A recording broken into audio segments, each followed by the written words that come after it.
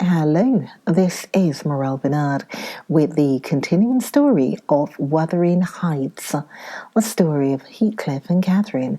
Wuthering Heights' last words were, "I'll stay with you," said Heathcliff. And she then replies, "Oh, but Joseph will tell," she suggested. "You'd better go. And by the way, please subscribe and please share these videos. Much appreciated." So, okay, but Joseph will tell, she suggested. "You better go." Joseph is loading lime on the further side of Pennystone Crags. It will take him till dark, and he'll never know. So saying, he lounged to the fire and sat down. Catherine reflected an instant with knitted brows. She found it needful to smooth the way for an intrusion. "Isabella and Edgar Linton talked of calling this afternoon," she said, at the conclusion of a minute's silence. "As it rains, I hardly expect them, but they may come, and if they do, you run the risk of being scolded for no good." "Order Ellen to say you are engaged, Cathy," he persisted. "Don't turn me out for those pitiful, silly friends of yours. I'm on the point sometimes of complaining but I'll not." "That they what?" cried Catherine, gazing at him with a troubled countenance. "Oh, Nelly," she added perpetually, jerking her head away from my hands, "you've combed my hair quite out of curl. That's enough. Let me go. What are you on the point of complaining about, Heathcliff?" "Nothing. Only look at the almanac on that wall." He pointed to a frame sheet hanging near the window and continued, "The crosses are for the evenings you have spent with the Lintons. The dots for those spent with me. Do you see? I've marked every day." "Yes, very foolish, as if I took notice," replied Catherine in a peevish tone. "And where is the sense of that?" "To show that I do take notice," said Heathcliff. "And should I always be sitting with you?" she demanded, growing more irritated. "What good do I get? What do you talk about? You might be dumb or a baby for anything you say to amuse me, or for anything you do either." "You never told me before that I talk too little, or that you dislike my company, Cathy," exclaimed Heathcliff in much agitation. "It's no company at all when people know nothing and say nothing," she muttered. Her companion rose up, but he hadn't time to express his feelings further, for a horse's feet were heard on the flags, and having knocked gently, young Linton entered, his face brilliant with delight at the unexpected summons he had received. Doubtless, Catherine marked the difference between her friends, as one came in and the other went out.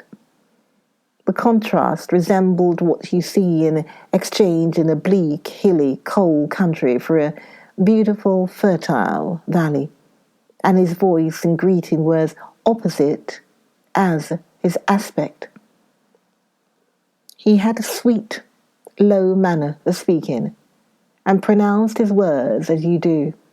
That's less gruff than we talk here, and softer. "I'm not come too soon, am I?" he said, casting a look at me. I had begun to wipe the plate and tidy some drawers at the far end in the dresser. "No," answered Catherine. "What are you doing there, Nanny?" "My work, miss," I replied. Mr. Hindley had given me directions to make a third party in any private visits Linton chose to pay. She stepped behind me and whispered crossly, "Take yourself and your dusters off when company are in the house. Servants don't commence scrounging and cleaning in the room when they are." It's a good opportunity now that master is away, I answered aloud. He hates me to fidgeting over these things in his presence. I'm sure Mr. Edgar will excuse me. I hate you to be fidgeting in my presence, exclaimed the young lady imperiously, not allowing her guest time to speak. She had failed to recover her equanimity since the little dispute with Heathcliff. I'm sorry for it, Miss Catherine, was my response, and I proceeded assiduously with my occupation. She, supposing Edgar could not see her, snatched the cloth from my hand and pinched me with a prolonged wrench very spitefully on the arm. I've said I did not love her, and rather relished mortifying her vanity now and then. Besides, she hurt me extremely. So I started up from my knees and screamed out, "Oh, miss, that's a nasty trick. You have no right to nip me, and I'm not going to bear it." "I didn't touch you, you lying creature," cried her fingers tingling to repeat the act, and her ears red with rage. She never had power to conceal her passion. It always set her whole complexion in a blaze. "What's that then?" I retorted, showing a decided purple witness to refute her. She stamped her foot, wavered a moment, and then, irresistibly impelled by the naughty spirit within her, slapped me on the cheek. A stinging blow that filled both eyes with water. "Catherine, love, Catherine," interposed Linton, greatly shocked at the double fault of falsehood and the violence which his idol had committed. "Leave the room, Ellen," she repeated, trembling all over. Little Harrington, who followed me everywhere and was sitting near me on the floor, had seen my tears, commence crying himself, and sobbed out complaints against wicked Aunt Cathy, which drew her fury on to his unlucky head. She seized his shoulders and shook him till the poor child waxed livid, and Edgar thoughtlessly laid hold of her hands to deliver him. In an instant one was wrung free, and the astonished young man felt it applied over his own ear in a way that could not be mistaken for jest. He drew back in consternation. I lifted Harrington in my arms and walked off to the kitchen with him, leaving the door of communication open, for I was curious to watch how they would settle their disagreement. The insulted visitor moved to the spot where he had laid his hat, pale and with a quivering lip. "That's right," I said to myself. "Take warning and be gone. It's a kindness to let you have a glimpse of her genuine disposition." "Where are you going?" demanded Catherine, advancing to the door. He swerved aside and attempted to pass. "You must not go," she exclaimed energetically. "I must and shall," he replied in a subdued voice. "No," she persisted, grasping the handle. "Not yet, Edgar Linton. Sit down. You shall not leave me in that temper. I should be miserable all night, and I won't be miserable for you." "Can I stay after you have struck me?" asked Linton. Catherine was mute. "You've made me afraid and ashamed of you," he continued. "I'll not come here again." Her eyes began to glisten and her lids to twinkle. "And you told a deliberate untruth," he said. "I didn't," she cried, recovering her speech. "I did nothing deliberately." "Well, go, if you please. Get away, and now I'll cry. I'll cry myself sick." She dropped down on her knees by a chair and set to weeping in serious earnest. Edgar persevered in his resolution as far as the court. There he lingered. I resolved to encourage him. "Miss is dreadfully wayward, sir," I called out. "As bad as any marred child. You'd better be riding home, or else she'll be sick only to grieve us." The soft thing looked askance through the window. He possessed the power to depart as much as a cat possesses the power to leave a mouse half killed or a bird half eaten. I thought, there will be no saving him. He's doomed, and flies to his fate. And so it was.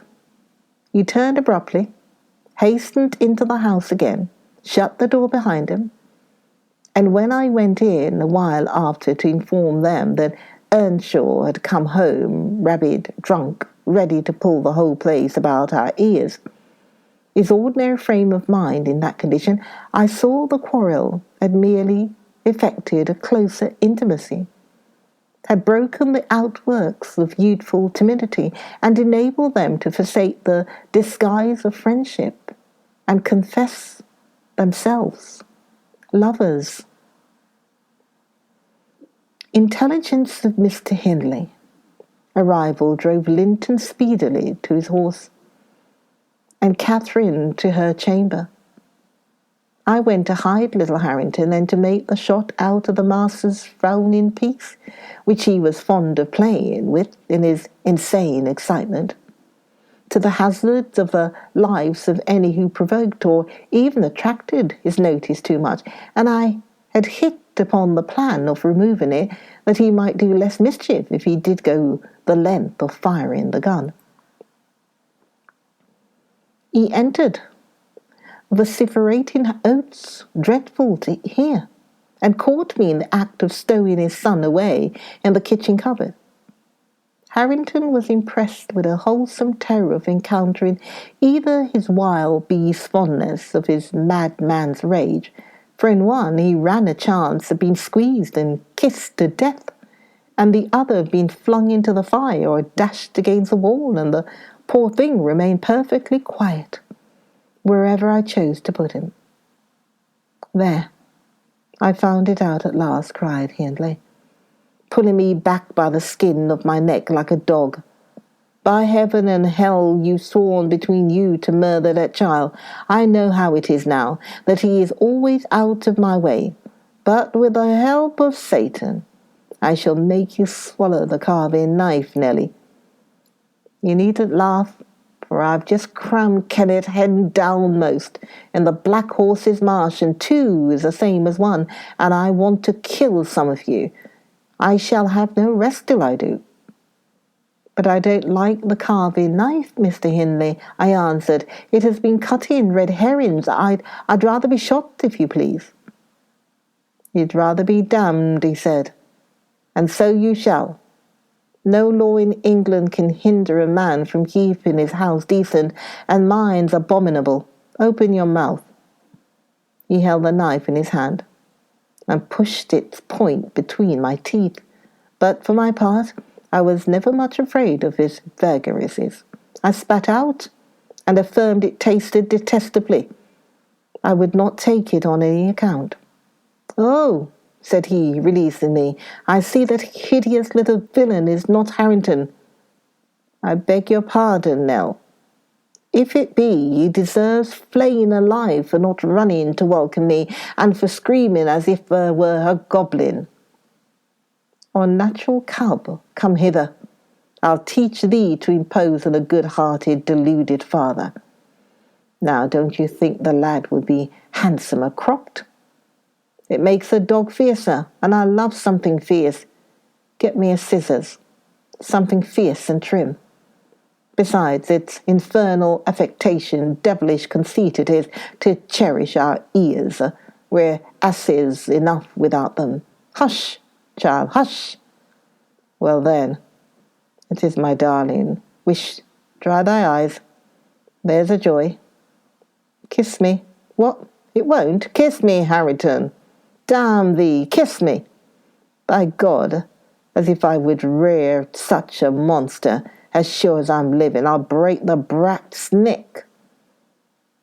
Poor Harrington was squalling and kicking in his father's arms with all his might, and redoubled his yells when he carried him upstairs and lifted him over the banister. I cried out that he would frighten the child into fits and ran to rescue him.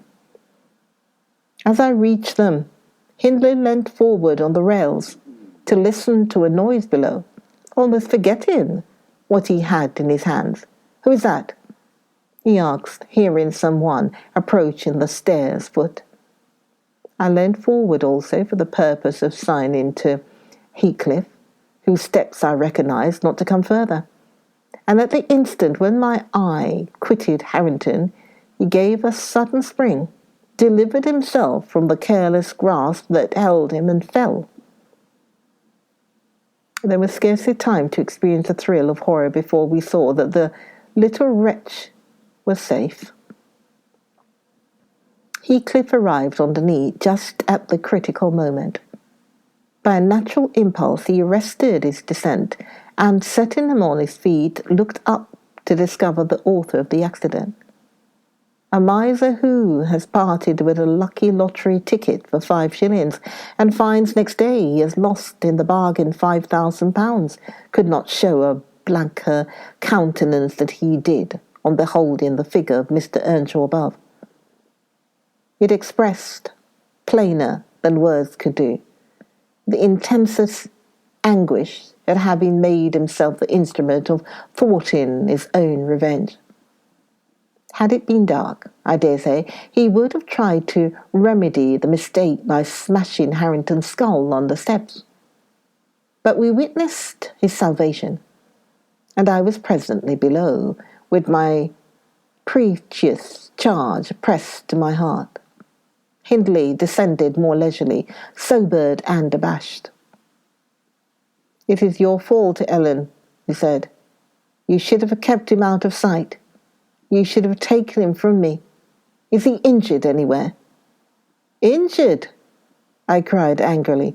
"If he's not killed, he'll be an idiot. Oh, I wonder his mother does not rise from her grave to see how you use him.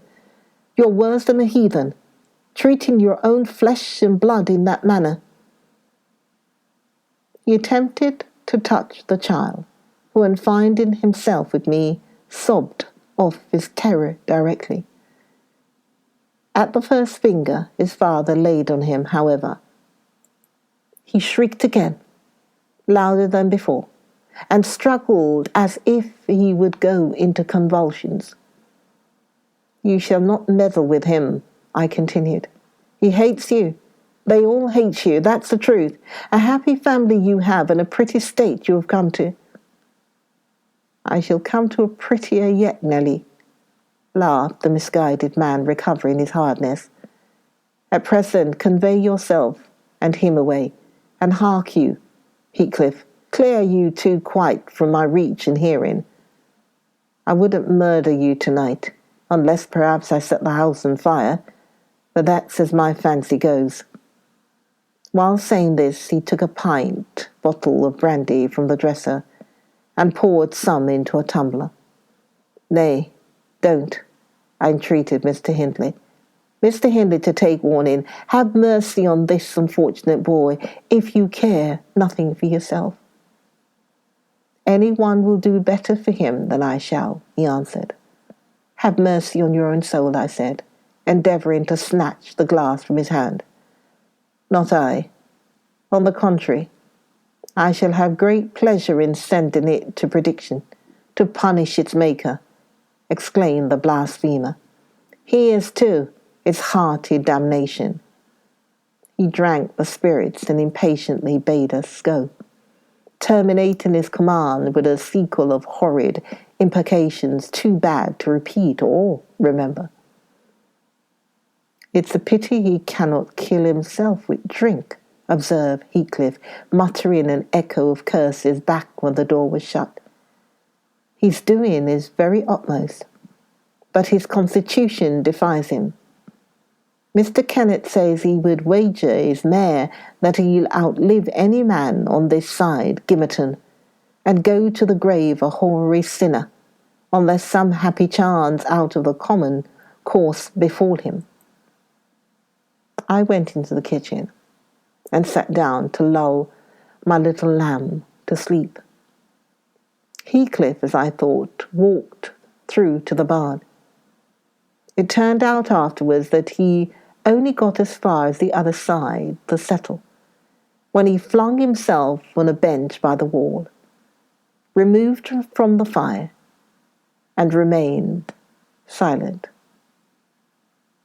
I was rocking Harrington on my knee and humming a song that began, "It was far in the night, and the barn lay scrat, the mither beneath the moles heard that," when Miss Cathy, who had listened to the humbug from her room, put her head in and whispered, "Are you alone, Nelly?" "Yes, miss," I replied. She entered and approached the hearth. I suppose she was going to say something, looked up. The expression of her face seemed disturbed and anxious. Her lips were half asunder, as if she meant to speak, and she drew a breath, but it escaped in a sigh instead of a sentence. I resumed my song, not having forgotten her recent behaviour. "Where's Heathcliff?" she said, interrupting me. "About his work in the stable," was my answer. He did not contradict me. Perhaps he had fallen into a doze. There followed another long pause, during which I perceived a drop or two trickle from Catherine's cheek to the flags. Is she sorry for her shameful conduct? I asked myself. That will be a novelty. But she may come to the point, as she will. I shan't help her. No, she felt small trouble regarding any subject save her own concerns. "Oh dear," she cried at last, "I'm very unhappy." "A pity," observed I. "You're hard to please, so many friends and so few cares, and can't make yourself content." "Nelly, will you keep a secret for me?" she pursued, kneeling down by me, and lifting her winsome eyes to my face with that sort of look which turns off bad temper even when one has all the right in the world to indulge it. "Is it worth keeping?" I inquired, less sulkily. "Yes, and it worries me, and I must let it out. I want to know what I should do. Today, Edgar Linton has asked me to marry him, and I've given him an answer. Now, before I tell you whether it was a consent or denial, you tell me which it ought to have been." "Really, Miss Catherine, how can I know?" I replied. "To be sure, considering the exhibition you performed in his presence this afternoon, I might say it would be wise to refuse him. Since he asked you after that, he must either be hopelessly stupid or a venturesome fool." "If you talk so, I won't tell you any more," she returned, peevishly rising to her feet. "I accepted him, Nelly. Be quick and say whether I was wrong." "Oh, you accepted him? Then what good is it discussing the matter? You have pledged your word and cannot retract." "But say whether I should have done so. Do," she exclaimed in an irritated tone, chafing her hands together and frowning. "There are many things to be considered before that question can be answered properly," I said. "First and foremost, do you love Mr. Edgar?" "Who can help it? Of course I do," she answered. Then I put her through the following catechism. For a girl of 22, it was not injurious. "Why do you love him, Miss Cathy?" "Nonsense, I do, that's sufficient." "By no means. You must say why." "Well, because he's handsome and pleasant to be with." "Bad," was my commentary. "And because he's young and cheerful." "Bad still." "And because he loves me." "Indifferent come in there." "And he will be rich, and I shall like to be the greatest woman of the neighbourhood, and I shall be proud of having such a husband." "Worst of all. And now say how you love him." "As everybody loves. You're silly, Nelly." "Not at all." Answer. answer. I love the ground under his feet and the air over his head and everything he touches and every word he says. I love all his looks and all his actions and him entirely and altogether. There now. And why? Nay, you are making a jest of it. It is exceedingly ill-natured. It's no jest to me, said the young lady, scowling and turning her face to the fire. I'm very far from jesting, Miss Catherine, I replied. You love Mr. Edgar because he's handsome and young and cheerful and rich and loves you. The last, however, goes for nothing. You would love him without that, probably, and with it you wouldn't, unless he possessed the four former attractions. No, to be sure not. I should only pity him, hate him, perhaps, if he were ugly and a clown. But there are several other handsome, rich young men in the world, handsomer, possibly, and richer than he is. What should hinder you from loving them? If there be any, they are out of my way. I've seen none like Edgar. You may see some, and he won't always be handsome and young, and may not always be rich. He is now, and I've only to do with the present. I wish you would speak rationally. Well, that settles it. If you have only to do with the present, marry Mr. Linton. I don't want your permission for that. I shall marry him, and yet you have not told me whether I'm right. Oh, perfectly right. If people be right to marry only for the present and now, let us hear what you are unhappy about. Your brother will be pleased. The old lady and gentleman will not object. I think you will escape from a disorderly, comfortless home into a wealthy, respectable one. And you love Edgar, and Edgar loves you. All seems smooth and easy. Where is the obstacle? Here, and here, replied Catherine, striking one hand on her forehead and the other on her breast. In whichever place the soul lives, in my soul and in my heart, I'm convinced I'm wrong. That's very strange. I cannot make it out. It's my secret, but if you will not mock at me, I'll explain it. I can't do it distinctively, but I'll give you a feeling of how I feel. She seated herself by me again. Her countenance grew sadder and graver, and her clasped hands trembled. Nelly, do you never dream queer dreams? She said suddenly, after some minutes' reflection. Yes, now and then, I answered. I'm going to stop there. Join me for the next episode of Wuthering Heights. Join me for the next episode of Wuthering Heights. And please see the next video. Join me for the next video of Wuthering Heights with me, Morel. See you then. Okay, bye.